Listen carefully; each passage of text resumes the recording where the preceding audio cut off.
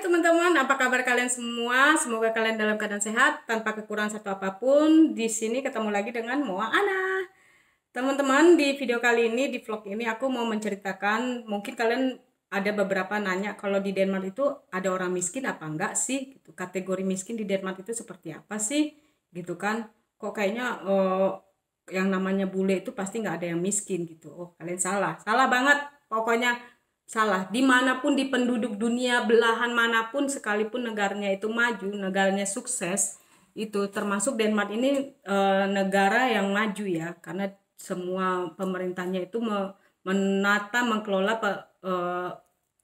pemerintahannya, rakyatnya dengan baik. Semua rakyatnya disupport dengan disejahterakan gitu.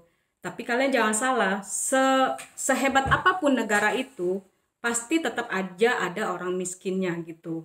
Aku pernah ya di teman aku di kantor, bukan di, di tempat kerjaan aku lah ya. Dia dari salah satu dari Itali gitu. Dia nanya, where you come from gitu kan. Oh, I come from Indonesia. Oh, Indonesia. I think Indonesia so many people, a lot of poor people. Aku bilang hello, apa kabar? Aku bilang terus aku di situ agak sewot ya ngedengernya, karena aku bilang lu ngomong apa sih? Aku bilang gitu. Terus aku bilang gini, aku tanya, coba kau sebutkan satu aja negara di dunia ini yang tidak ada penduduk miskinnya. Aku bilang gitu sama dia kan. Terus dia diam. Aku tanya, apa di negaramu sana tidak ada orang miskin? Dia juga diem gitu kan. Terus dia endingnya sih dia bilang, oh I'm sorry katanya gitu.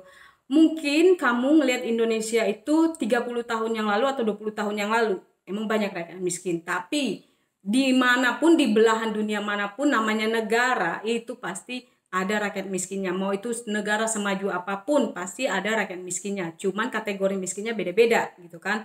Kalau di Denmark ini emang nggak ada homeless, ada deh yang homeless, tapi homeless itu karena itu kemauan dia sendiri gitu kan, karena dia yang memilih jalan seperti itu. Karena sebenarnya di Denmark ini semiskin apapun dirimu, pasti dirimu punya, orang itu punya rumah gitu, punya apartemen lah ya. Kalau rumah nggak bisa, karena orang miskin tidak punya rumah di sini. Nah, itu tuh sebenarnya kata-kata teman aku ini agak-agak bikin aku sewot sih, tapi nggak apa-apa lah. Mungkin dia tahu Indonesia itu 20 tahun yang lalu gitu. Nah, di sini yang aku mau ceritakan di sini, kategori orang miskin di Denmark itu seperti apa sih gitu. Nah, yang namanya miskin di Denmark, orang miskin di Denmark, satu, dia nggak punya rumah, dia tinggal di apartemen. Kedua, dia tidak punya mobil, dan dia tidak punya kendaraan, dan dia tidak punya banyak uang di rekening, dan dia tidak bekerja, atau dia bekerja dengan gaji yang dikit gitu kan. Nah, itu dibilang kategori miskin di sini. Nah, jadi kalau kayak umpamanya kayak aku punya rumah, aku punya mobil, terus amit-amit jangan bayi ya, jangan sampai terus suamiku nggak ada pekerjaan gitu kan, umpamanya gini, itu aku belum bisa dibilang kategori miskin, karena sumpahnya di sini orang yang nggak ada kehilangan pekerjaan itu masih tetap dapat uang dari union gitu selama 2 tahun berturut-turut gitu sampai dia mendapatkan pekerjaan gitu kan. Nah, udah, nah kalau masih punya rumah atau punya mobil atau punya motor itu belum bisa dibilang miskin di sini. Jadi kalau kita mau dibantu sama pemerintah di saat ekonomi lagi nggak bagus, itu pemerintah akan kasih solusi, bilang kau jual dulu rumahmu, kau jual dulu mobilmu, baru kau dibilang miskin.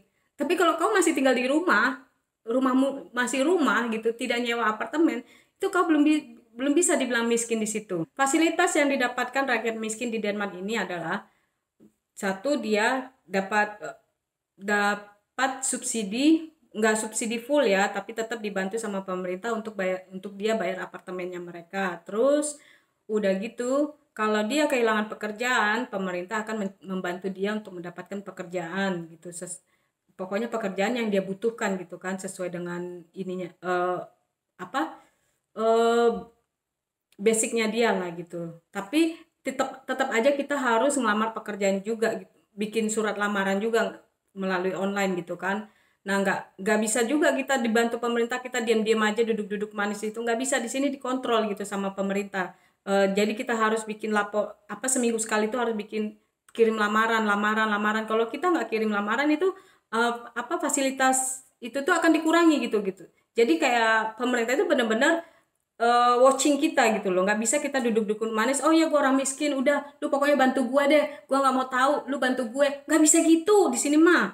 Tetep lu harus kirim lamaran, lu harus setiap minggu tuh harus 2 atau 3 gitu lamaran yang lu harus kirim gitu kan, kalau nggak salah ya. Nah gitu, kalau sampai beberapa bulan dia tetap nggak dapat kerja, itu pemerintah akan membantu dia mencarikan pekerjaan. Dan contohnya dia kerja di supermarket.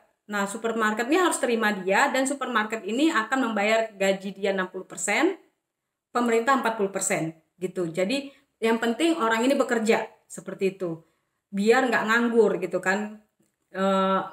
Sistemnya seperti itu, itulah dia. Nah jadi nggak pula kita di sini mentang-mentang kita miskin udah kita diam-diam manis saja di rumah, nanti pemerintah akan bantu kita. Nggak bisa, di sini semua orang harus bekerja gitu kan. Sedangkan orang yang handicap, yang cacat gitu, mereka masih mau bekerja selagi mereka bisa bekerja, kecuali cacat mental ya. Bahkan yang cacat mental pun yang udah agak bener-bener agak-agak baik dikit gitu kan, mereka masih ada dikasih aktivitas loh.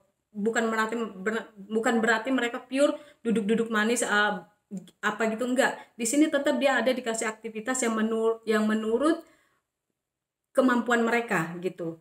Jadi yang namanya di sini rakyat miskin itu ya benar-benar miskin, nggak berarti dia